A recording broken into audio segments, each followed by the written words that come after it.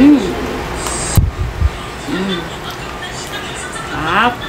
Hi guys, I'm Marlene and welcome back to my channel. And for today's video, maggagawa nga kami ng nire-request ni Singseng, my daughter, itong DIY ice cream.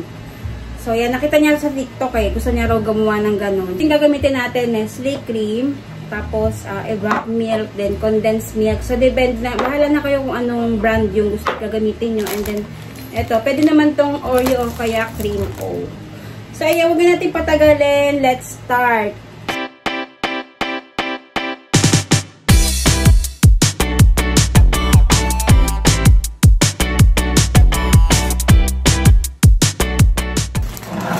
Para sa first step, so ito, ilalagay mo natin itong Nestle cream. So dapat chilled overnight na para medyo siya, hindi lusaw na lusaw. Oh.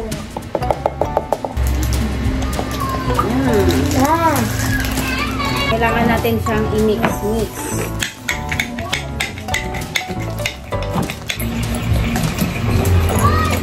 Pag na-mix nyo na siya ng maayos, ilagay natin itong condensed milk dito sa ating Nestle cream.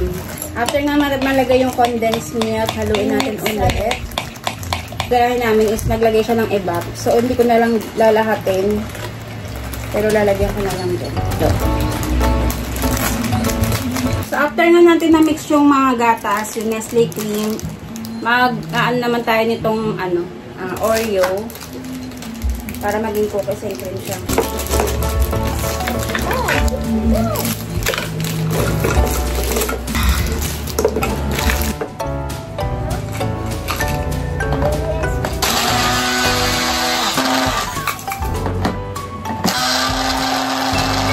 Yan, so nadurog ko na siya gamit yung mini blender. Then, imimix na natin siya dito.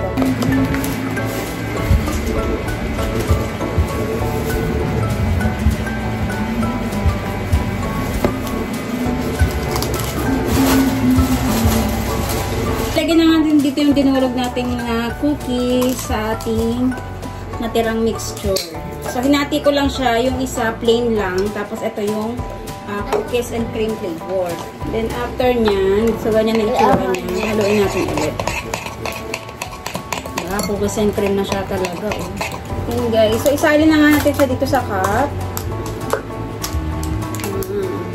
Pero kung gusto niyo naman ng nang walang cup, pwede naman lagyan nyo lang sa lalagyan. Tapos, kainin nyo na lang pag matigas na siya.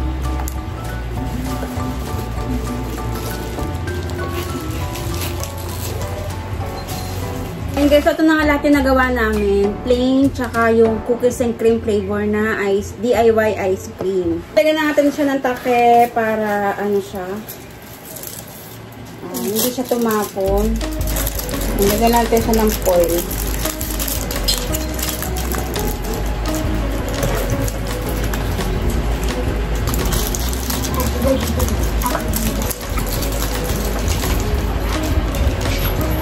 Lalagyan natin siya ng popsicle. So, butasan ko lang dito sa ibabaw.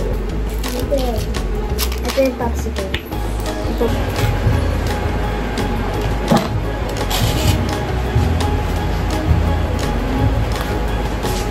Chicken flowers.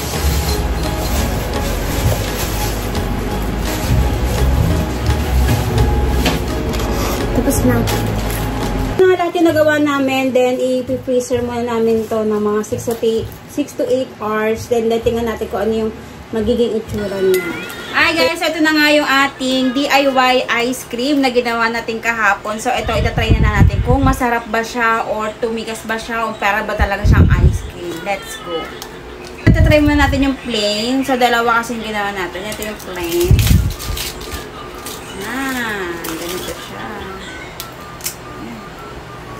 Yun o. Natatanggal siya. Uy, ito na siya.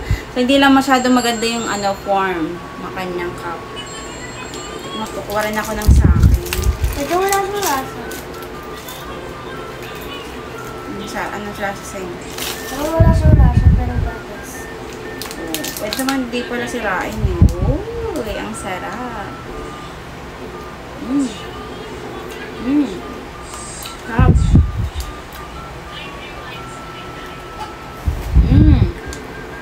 Apa, lasang ice cream ah.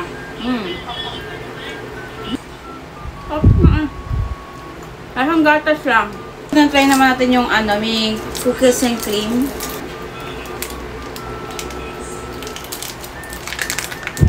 Hindi pa siya masyadong matigas.